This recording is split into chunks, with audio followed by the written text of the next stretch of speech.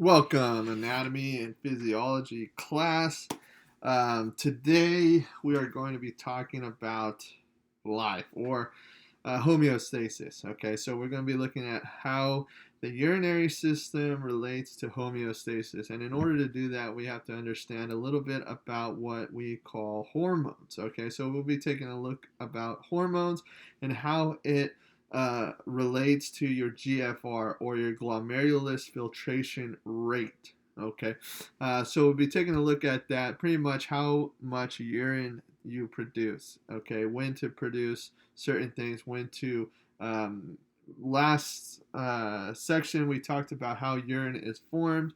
Okay, how and where and which structures are water taken up, secreted, salts taken up, secreted, and when waste is then secreted into urine. So that's what pretty much we're going to be talking about today. Now, things that we need to understand: one is the water and the salts. Those are going to be nutrients. We want to make sure we continue to have a balanced and uh, a good level of water and salts in our body. Okay, so let's take a look. So a little bit about glomerulus filtration rate. Make it easy on you. You can just call it the GFR. So regulation is going to happen in local automatic adjustments to pressure. As pressure builds up or decreases, it's going to help regulate that in the local area, that being of the nephron and in the kidneys. You also have sympathetic and autonomic nervous system activities that's going to help explain that. Okay, as far as to hold on to certain things or to secrete or reabsorb certain things. Okay, and then you also have hormones. So not only do you have the endocrine system and hormones, but you also have the nervous system here as well as the urinary system. So you really have three different systems here that is going to monitor your GFR. Okay, so hormones work on this idea of you're going to get renin. Renin is a hormone that's going to release, okay, during low pressure. That's this automatic pressure or this pressure idea. So renin is going to release, and then you're going to get into what is an angiotensin system. Release of renin into the system converts inactive angiotensin to angiotensin 1, converting enzyme activated to angiotensin 2. We're going to skip ahead all the way to pretty much angiotensin 2. So that kind of is the similar idea of release one, break down one, break down one, break down the other into eventually angiotensin 2. So what is this? Okay, it is a peripheral capillary bed, meaning it's going to vasoconstrict. It's going to make the blood vessels constrict, therefore increasing pressure. All right, in the nephron, as far as angiotensin, what's it going to happen there? The constriction of the afferent arterioles elevates glomerular pressure and filtration rates. So this is going to increase filtration rates. Okay, and how is it going to affect the central nervous system? That's what that is. It's going to release what is ADH, or an antidiuretic hormone. Okay, so it's constricting. It's going to increase pressure. It's going to then release antidiuretic hormone, which we'll cover in a second as far as what that is. But in the suprarenal gland, it's going to stimulate secretion of aldosterone by suprarenal cortex and epinephrine and norepinephrine. Pretty much what we need to know is a vasoconstrictor. It's going to increase or elevate pressures and filtration rate. It's going to release ADH, and it is going to stimulate aldosterone. Okay, so that's what we need to know about the angiotensin 2 hormone. Antidiuretic. Okay, it's a hormone. You may have heard this term before when it comes to diets and medicine and stuff like this. This is a common term in medicine. An antidiuretic, meaning that this is going to increase your urination. Okay, meaning you're going to urine a couple more times. So to fully understand that, I have to kind of explain, because if you just read kind of what this is, you wouldn't necessarily think that it would lead to more urination because you're trying to hold on to the water or reabsorb that water, but it's really here.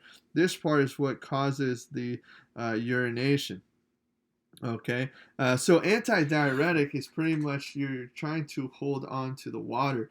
Okay, but what happens is you increase thirst. Okay, so you're trying to increase thirst here. So a antidiuretic is going to hold on to the water. So a low uh, levels of ADH in your body can actually cause dehydration because simply you're not going to gain enough water, right? You're not going to want to replenish that water or consume additional amount of water.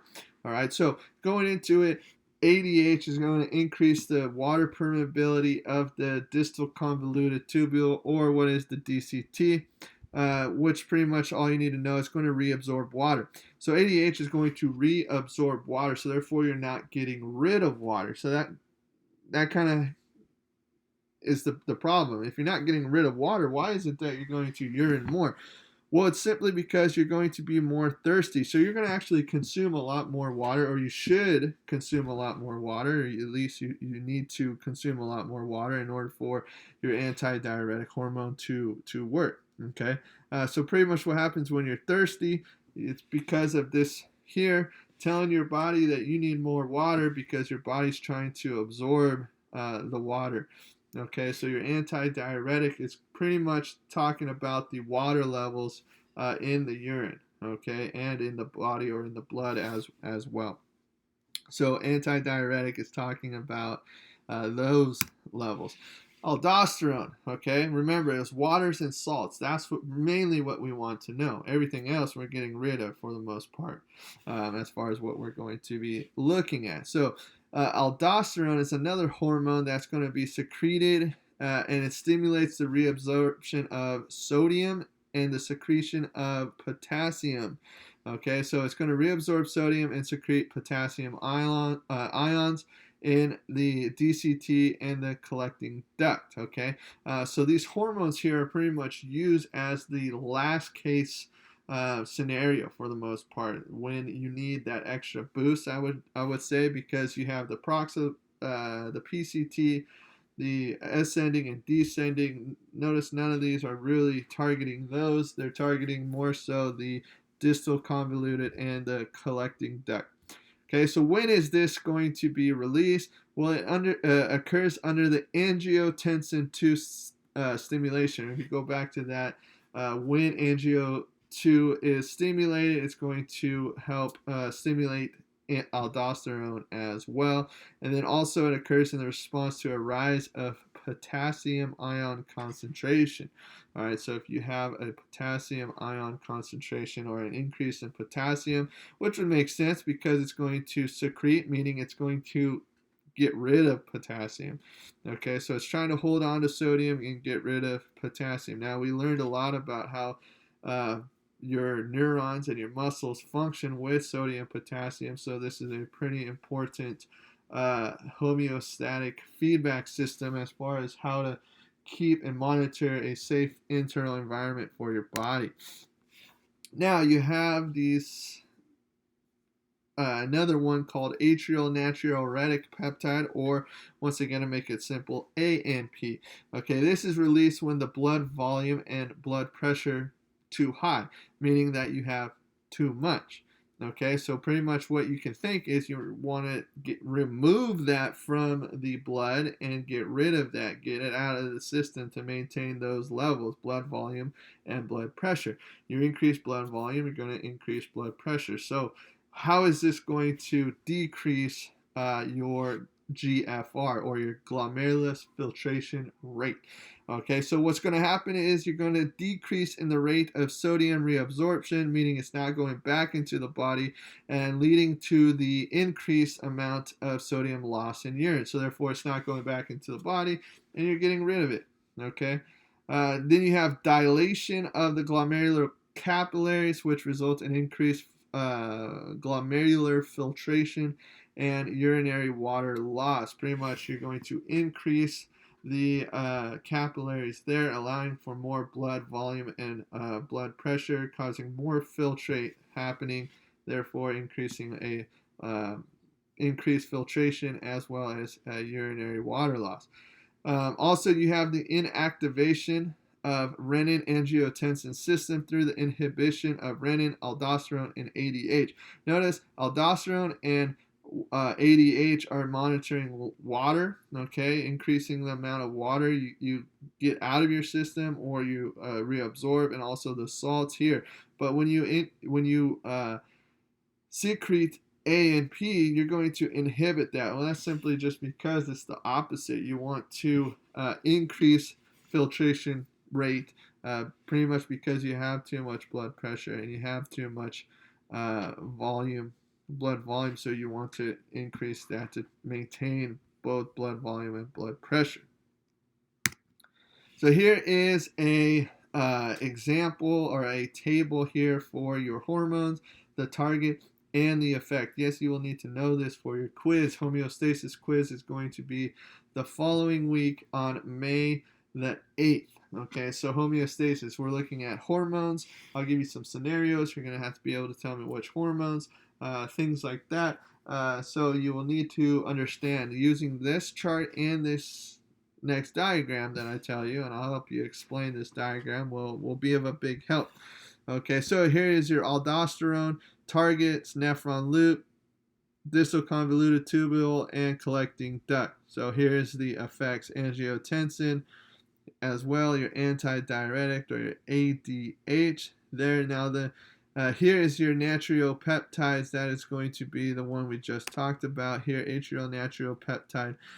So that is going to be the ANP right here. But you also have these as well that are going to relate to the hormones that affect renal function or as kidney function. So you need to look at these. Your calcitonin being your distal convoluted tubule, similar to those of the parathyroid hormone, calcitriol, same place. Those are the parathyroid hormone. Okay, as far as those are going to have to deal with the uptake or the secretion of calcium. Okay, so you're going to have to look into that. Norepinephrine and epinephrine, this is where it is being targeted. So this is going to be in your juxtaglomerular apparatus or your afferent arteriole there, and it reduces renin secretion, constricts afferent arteriole, and reduces your GFR or your urine volume. Pretty much what is happening is it's going to reduce that, usually because you need some sort of, this is going to be similar to that of adrenaline. So it is taking away the blood from there and most likely going somewhere like your muscles. Okay, and then finally your parathyroid hormones, which is going to be pretty much all parts of your nephron, and it's going to promote calcium reabsorption by the loop and your distal convoluted tubule, increase phosphate excretion by your proximal convoluted tubule, and promotes calcitriol synthesis. So here we go. These calcitonin and calcitriol are going to work with your parathyroid hormone there. So once again, you have hormones, targets, effects. So you need to know those for your quiz. I'll give you scenarios or case type study. What an example being, if urinary, you analyze a urine sample and you see an increase in potassium, then how is that going to relate to the hormone, or which hormone, and how is that relating to the hormone? Is it an increased level or a decreased level of hormone? Things like that. So how to understand that is to understand this chart. If you have an increase in aldosterone, you're going to have a lot or a very little sodium in your urine and a very heavy potassium in your urine. So things like that will help understand. Now, homeostasis, this is a chart we need to understand as well. So homeostasis, this is normal glomerular filtrate rate or normal GFR. Now you have some sort of disturbed GFR. Okay, so decreased blood flow to the kidneys. All right, so you're going to decrease here. Decrease filtration pressure, decrease filtration and urine production. So you decrease blood flow, you're going to decrease those as well. So what's going to happen here? Well, you have your juxtaglomerular apparatus is going to produce renin. All right. So therefore, renin is going to form your angiotensin or your renin angiotensin system. And then from there, you're pretty much going to branch out to the different processes of how to maintain that GFR. Okay, so constriction of efferent arterioles, therefore you can have a restored. So if you have decreased blood flow, you're going to have be able to constrict, increasing blood pressure, therefore increasing your your glomerular pressure there. So that can help as well. Your adrenal glands here increase aldosterone secretion. Okay, that is going to increase sodium retention or hold on to your sodium, therefore increasing your blood volume. As you hold on to salt or sodium, the water is going to want to flow into your blood, therefore you are going to increase blood pressure or blood volume, therefore increasing blood pressure. Okay, going on here as well, angiotensin increasing fluid consumption or salts as well. Your CNS is going to ADH, therefore here you go, you're going to increase thirst. Your ADH will increase thirst. All right, so you're going to increase more fluids, therefore more water, more blood, or more water in your blood, increased pressure. So pretty much all it is really looking at your pressure. Okay, you have a decreased pressure. Well, you want to try to increase it. How are you going to do it? You're either going to constrict vessels. You're going to either hold on to salt in your blood, therefore water through osmosis, or you're going to consume more water, or you're going to increase fluid retention, meaning you're not going to get rid of that fluid. Okay. Then you also have constriction of venous reservoirs, increased cardio output, and increased vasoconstriction. So pretty much you need to increase pressure, right? That's all that is talking about here. You increase blood volume. That's how you're doing it here. Okay, but all of these as well are going to increase your blood pressure. All right. So decrease in blood pressure, increase in blood pressure back to normal rates. All right. And then through this process is pretty much how you're going about doing that. All right. So that was pretty much hormones. We will continue with the micturition reflex or the sensation to urinate, as well as other homeostatic balances in the body. All right. So stay tuned for that. Again, your quiz for homeostasis is going to be next week, May 8th.